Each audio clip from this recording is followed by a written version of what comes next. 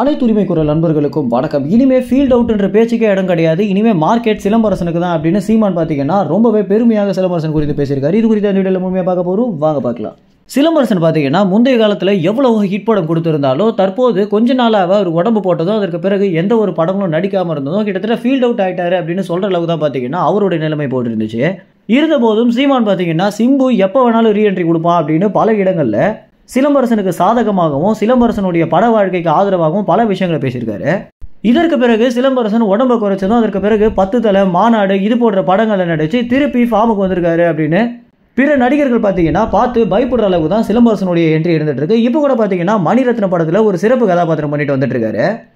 இந்த விஷயம் குறித்து நெறியாளர்கள் பார்த்தீங்கன்னா சீமானிடம் கேட்கும்போது சிலம்பரசன் எப்போதுமே ஃபீல்ட் அவுட் அப்படின்ற பேச்சுக்கு இடம் கிடையாது, இனிமே மார்க்கெட்டே அவனுக்கு தான் அப்படின்னு சிலம்பரசன் குறித்தும் அதற்கு பிறகு இந்த செய்தியாளர்கள் சந்திப்புன்னு இல்லாம வரக்கூடிய எல்லா செய்தியாளர்கள் சந்திப்பிலுமே சிம்புவை குறித்து சீமானிடம் கேள்வி கேட்கறதுக்கு முதல் முக்கிய காரணமே என்ன அப்படின்னா அவங்க இருவரும் இணைந்து படம் பண்ண போறாங்க. அந்த விஷயம் குறித்து தெரிஞ்சுக்கிறதுக்காக தான் நெறியாளர்களும் சரி மக்களும் சரி அதிக அளவில் ஆர்வமாக இருந்துட்டு இருக்காங்க.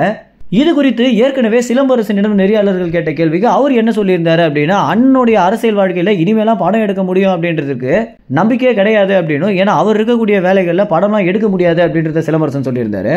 ஆனா சீமான் என்ன சொல்றாரு அப்படின்னா ஒரு சின்ன கேப் கிடைச்சாலும் போதும் அந்த படத்தை நான் எடுத்து விட்டுருவேன் அப்படின்னும், ஏன்னா அந்த படம் எனக்கு ரொம்ப முக்கியமான ஒரு படம், அதுல சிலம்பரசனை வச்சு தான் எடுக்கணும் அப்படின்றது என்னுடைய லட்சியம் அப்படின்னு சீமான் சொல்லியிருக்காரு.